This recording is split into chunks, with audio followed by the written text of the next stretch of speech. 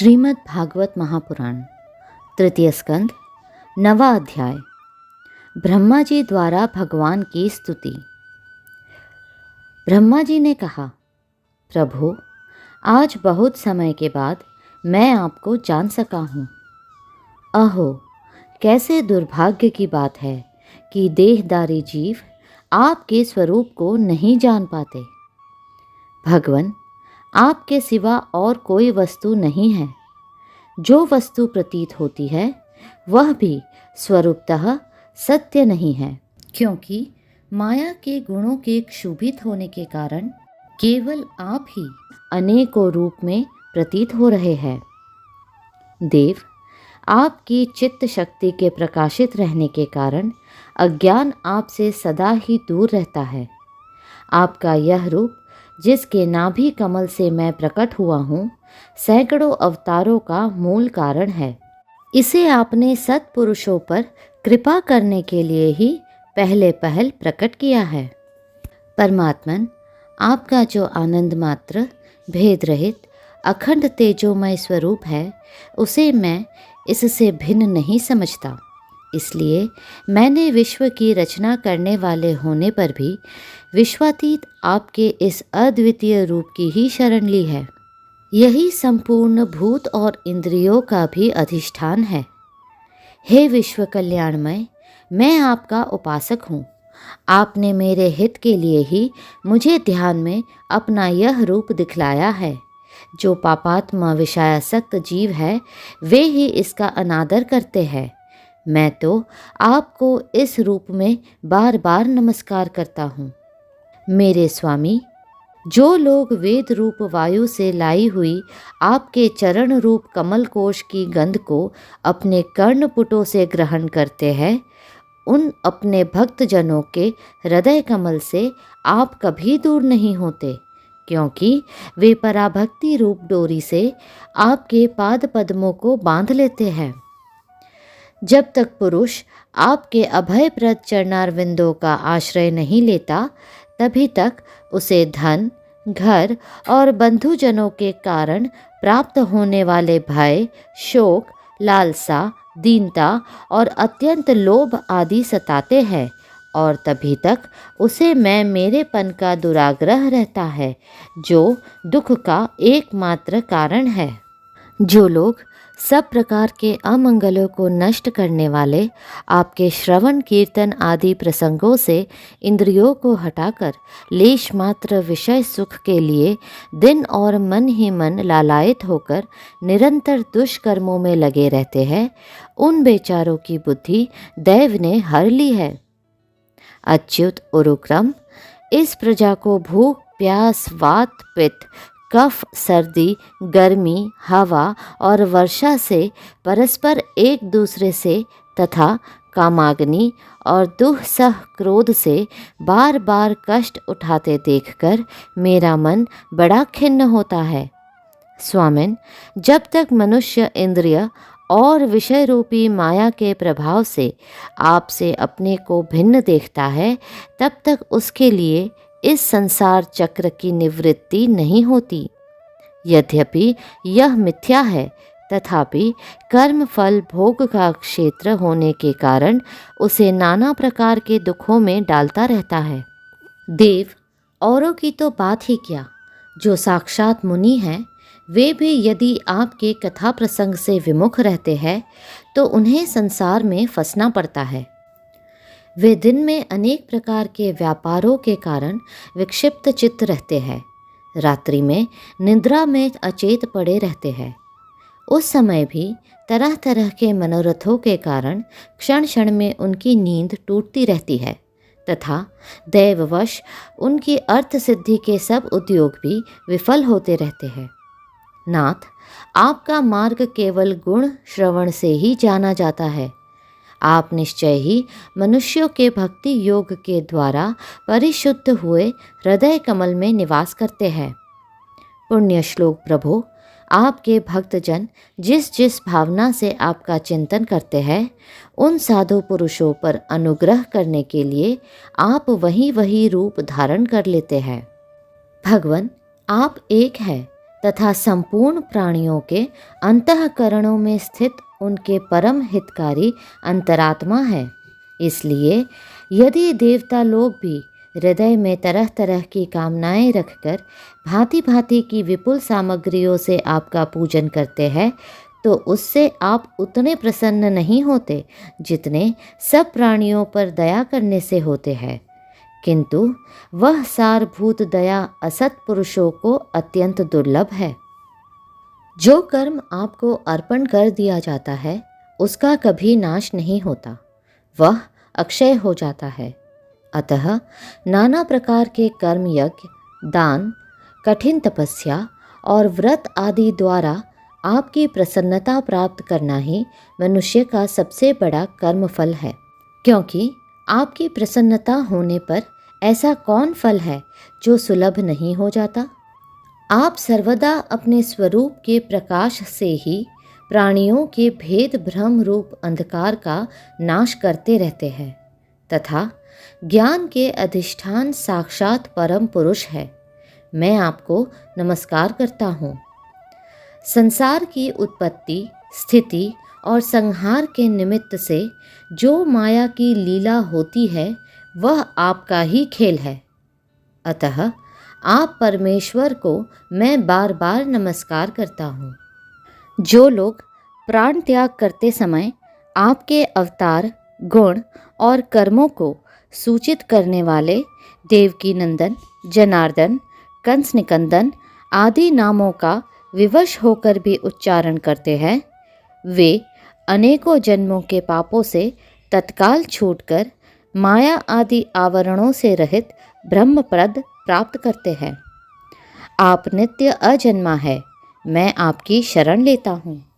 भगवन, इस विश्व वृक्ष के रूप में आप ही विराजमान हैं।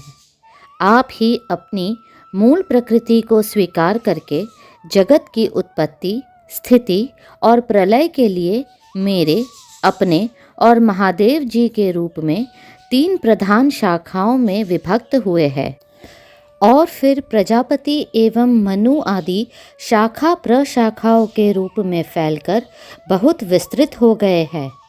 मैं आपको नमस्कार करता हूँ।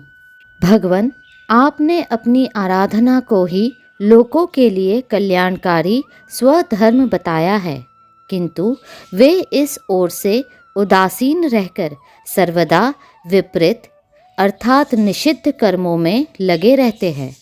ऐसी प्रमाद की अवस्था में पड़े हुए इन जीवों की जीवन आशा को जो सदा सावधान रहकर बड़ी शीघ्रता से काटता रहता है, वह बलवान काल भी आपका ही रूप है। मैं उसे नमस्कार करता हूँ। यद्यपि मैं सत्यलोक का अधिष्ठाता हूँ, जो 2 परार्थ पर्यंत रहने वाला और समस्त लोकों का वंदनीय है, तो भी आपके उस काल रूप से डरता रहता हूँ। उससे बचने और आपको प्राप्त करने के लिए ही मैंने बहुत समय तक तपस्या की है। आप ही अधियज्ञ रूप से मेरी इस तपस्या के साक्षी है। मैं आपको नमस्कार करता हूँ। आप पूर्ण काम है, आपको किसी विषय सुख की इच्छा नहीं है, तो भी आपने अपनी बनाई हुई धर्म मर्यादा की रक्षा के लिए पशु पक्षी, मनुष्य और देवता आदि जीव योनियों में अपनी ही इच्छा से शरीर धारण कर अनेकों लीलाएं की है। ऐसे आप पुरुषोत्तम भगवान को मेरा नमस्कार है। प्रभो, आप अविद्या, अस्मिता, राग, द्वेष और अभिनिवेश 5 में से किसी के भी अधीन नहीं हैं। तथापि इस समय जो सारे संसार को अपने उदर में लीन कर भयंकर तरंगमालाओं से विक्षुब्ध प्रलयकालीन जल में अनंत विग्रह की कोमल शैया पर शयन कर रहे हैं, वह पूर्व कल्प की कर्म परंपरा से श्रमित हुए जीवों को विश्राम देने के लिए ही है। आपके नाभि कमल रूप भवन से मेरा जन्म हुआ है। यह संपूर्ण विश्व आपके उदर में समाया हुआ है।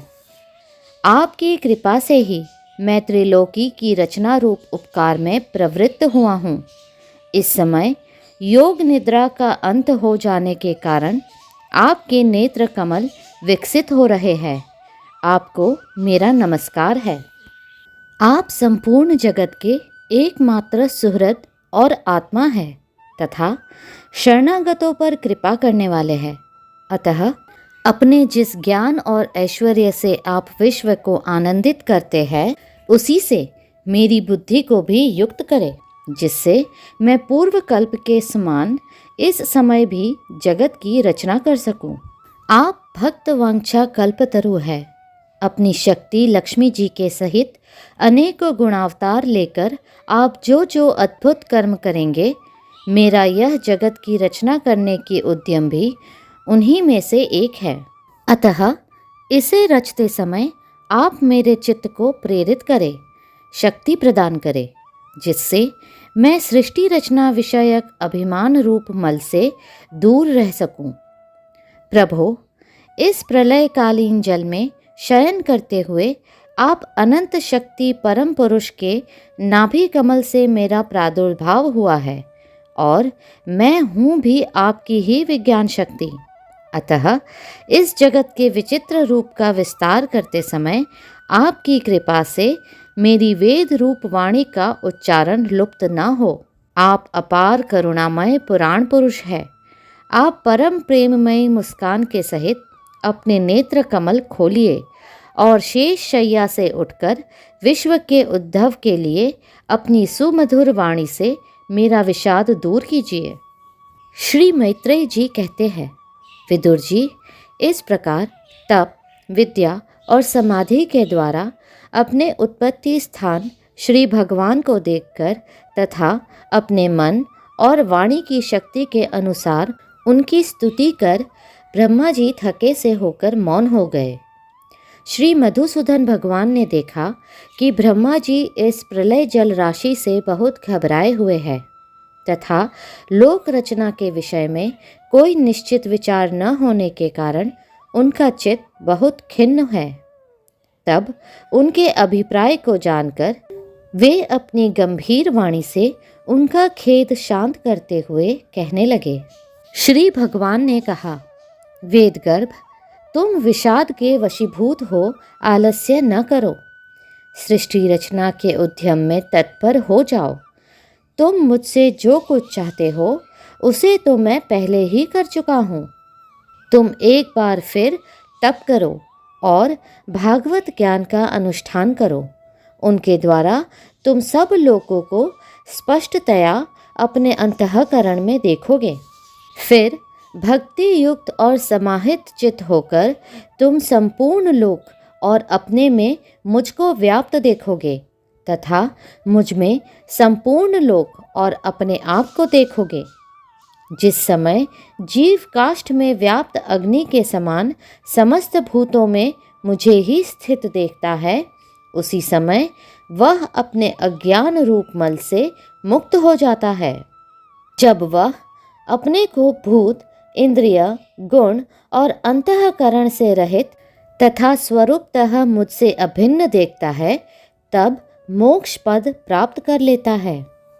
ब्रह्मा जी, नाना प्रकार के कर्म संस्कारों के अनुसार अनेक प्रकार की जीव सृष्टि को रचने की इच्छा होने पर भी तुम्हारा चित्त मोहित नहीं होता। यह मेरी अतिशय कृपा का ही फल है। तुम सबसे पहले मंत्र दृष्टा हो।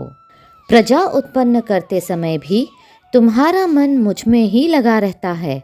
इसी से पापमय रजोगुण तुमको बांध नहीं पाता। तुम मुझे भूत, इंद्रिय, गुण और अंतःकरण से रहित समझते हो। इससे जान पड़ता है कि यद्यपि देहधारी जीवों को मेरा ज्ञान होना बहुत कठिन है, तथापि तुमने मुझे जान लिया है। मेरा आश्रय कोई है या नहीं, इस संदेह से तुम कमल नाल के द्वारा जल में उसका मूल खोज रहे थे। सो मैंने तुम्हें अपना यह स्वरूप अंतःकरण में ही दिखलाया है। प्यारे ब्रह्मा जी, तुमने जो मेरी कथाओं के वैभव से युक्त मेरी स्तुति की है और तपस्या में जो तुम्हारी निष्ठा है, वह भी मेरी ही कृपा का फल है। लोक रचना की इच्छा से तुमने सगुण प्रतीत होने पर भी जो निर्गुण रूप से मेरा वर्णन करते हुए स्तुति की है, उससे मैं बहुत प्रसन्न हूँ। तुम्हारा कल्याण हो। मैं समस्त कामनाओं और मनोरथों को पूर्ण करने में समर्थ हूँ। जो पुरुष नित्य प्रति इस स्तोत्र द्वारा स्तुति करके मेरा भजन करेगा, उस पर मैं शीघ्र ही प्रसन्न हो जाऊंगा। तत्ववेत्ताओं का मत है कि पूर्त, तप, यज्ञ, दान, योग और समाधि आदि साधनों से प्राप्त होने वाला जो परम कल्याणमय फल है, वह मेरी प्रसन्नता ही है। विधाता, मैं आत्माओं का भी आत्मा और स्त्री पुत्रादि प्रियों का भी प्रिय हूँ। देह आदि भी मेरे ही लिए प्रिय है, अतः मुझसे ही प्रेम करना चाहिए। ब्रह्मा जी, त्रिलोकी को तथा जो प्रजा इस समय मुझ में लीन है, उसे तुम पूर्व कल्प के समान मुझसे उत्पन्न हुए अपने सर्ववेदमय स्वरूप से स्वयं ही रचो।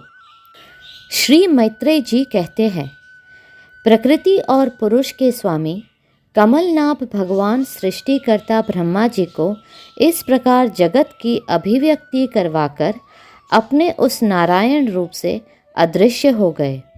श्रीमद् भागवत महापुराण तृतीय स्कंद 10वां अध्याय 10 प्रकार की सृष्टि का वर्णन। विदुर जी ने कहा, मुनिवर, भगवान नारायण के अंतर्धान हो जाने पर संपूर्ण लोकों के पितामह ब्रह्मा जी ने अपने देह और मन से कितने प्रकार की सृष्टि उत्पन्न की।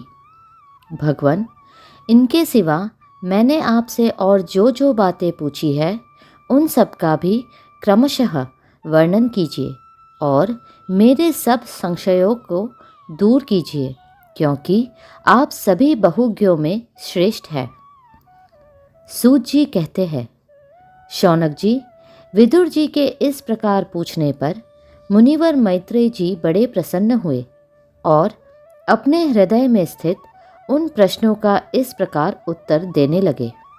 श्री मैत्रेय जी ने कहा, अजन्मा भगवान श्री हरि ने जैसा कहा था, ब्रह्मा जी ने भी उसी प्रकार चित्त को अपने आत्मा श्री नारायण में लगाकर 100 दिव्य वर्षों तक तप किया। ब्रह्मा जी ने देखा कि प्रलयकालीन प्रबल वायु के झकोरों से जिससे वे उत्पन्न हुए हैं तथा जिस पर वे बैठे हुए हैं, वह कमल तथा जल कांप रहे हैं। प्रबल तपस्या एवं हृदय में स्थित आत्मज्ञान से उनका विज्ञान बल बढ़ गया और उन्होंने जल के साथ वायु को पी लिया। फिर जिस पर स्वयं बैठे हुए थे, उस आकाशव्यापी कमल को देखकर उन्होंने विचार किया कि पूर्व कल्प में लीन हुए लोकों को मैं इसी से रचूंगा।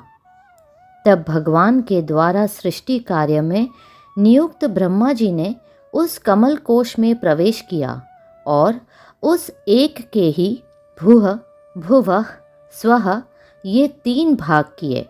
यद्यपि वह कमल इतना बड़ा था कि उसके 14 भुवन या इससे भी अधिक लोकों के रूप में विभाग किए जा सकते थे। जीवों के भोग स्थान के रूप में इन्हीं 3 लोकों का शास्त्रों में वर्णन हुआ है। जो निष्काम कर्म करने वाले हैं, उन्हें मह, तपः, जनः और सत्यलोक रूप ब्रह्मलोक की प्राप्ति होती है। विदुर जी ने कहा, ब्राह्मण, आपने अद्भुत कर्मा विश्वरूप श्री हरि की जिस काल नामक शक्ति की बात कही थी, प्रभु उसका कृपया विस्तार पूर्वक वर्णन कीजिए। श्री मैत्रेय जी ने कहा, विषयों का रूपांतर अर्थात बदलना ही काल का आकार है। स्वयं तो वह निर्विशेष, अनादि और अनंत है। उसी को निमित्त बनाकर भगवान खेल खेल में अपने आप को ही सृष्टि के रूप में प्रकट कर देते हैं। पहले यह सारा विश्व भगवान की माया से लीन होकर ब्रह्म रूप से स्थित था। उसी को अव्यक्त मूर्ति काल के द्वारा भगवान ने पुनः पृथक रूप से प्रकट किया है। यह जगत जैसा अब है वैसा ही पहले था और भविष्य में भी वैसा ही रहेगा।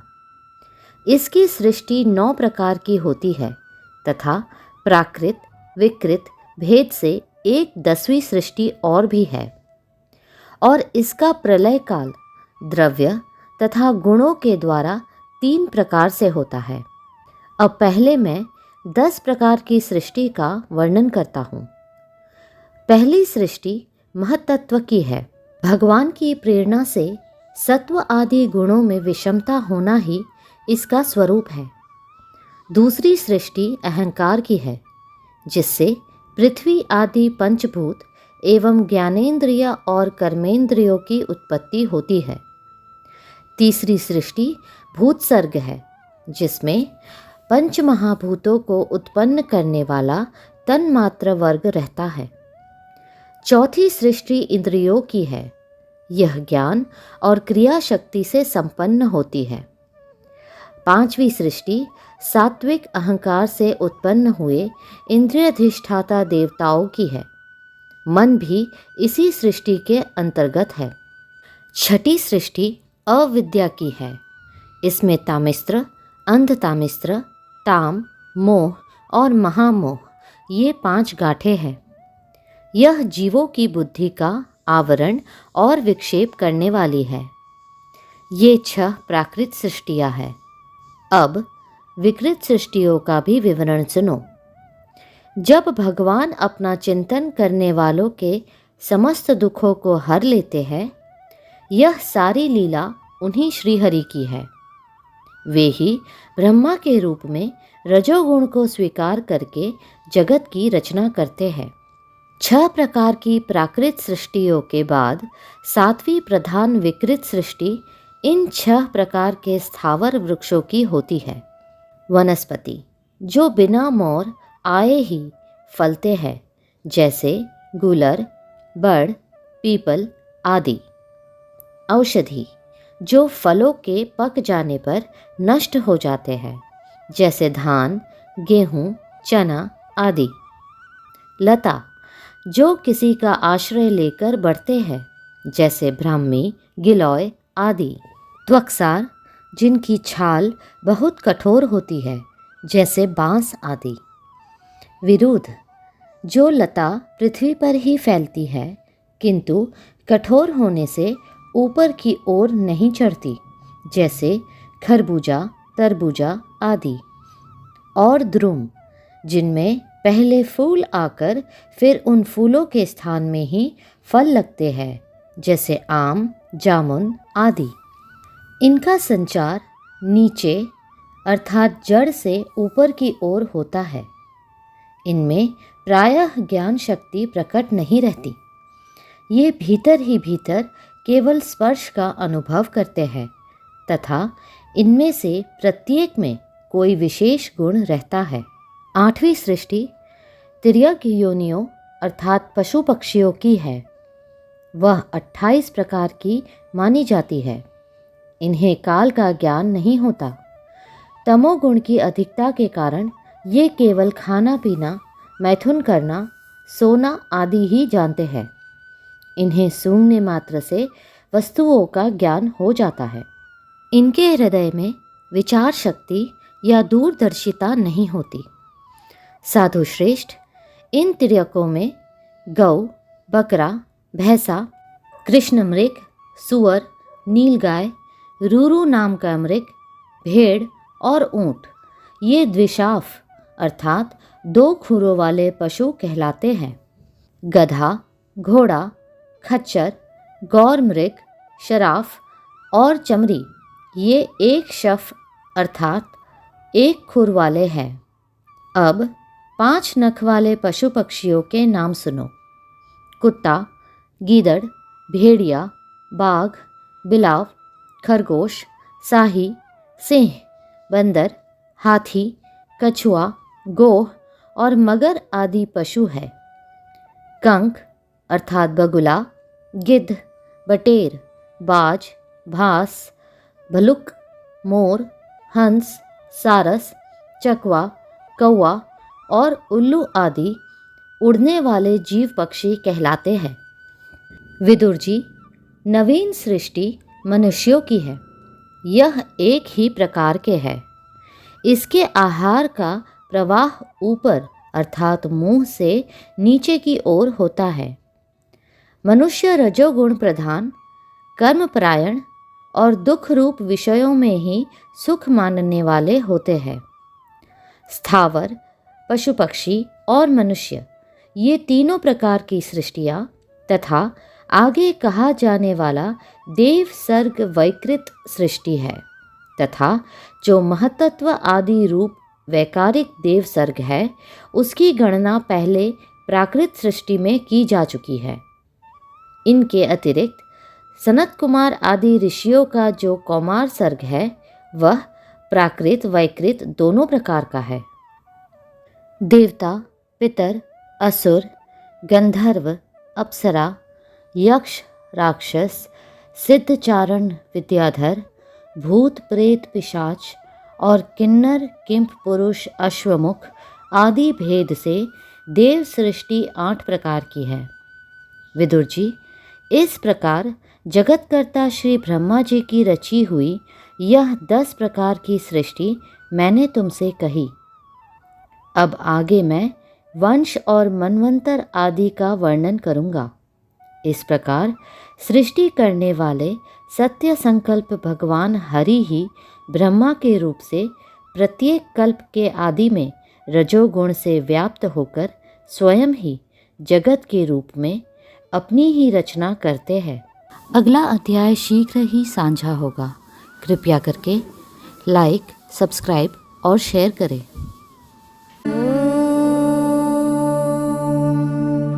शांति शांति शांति।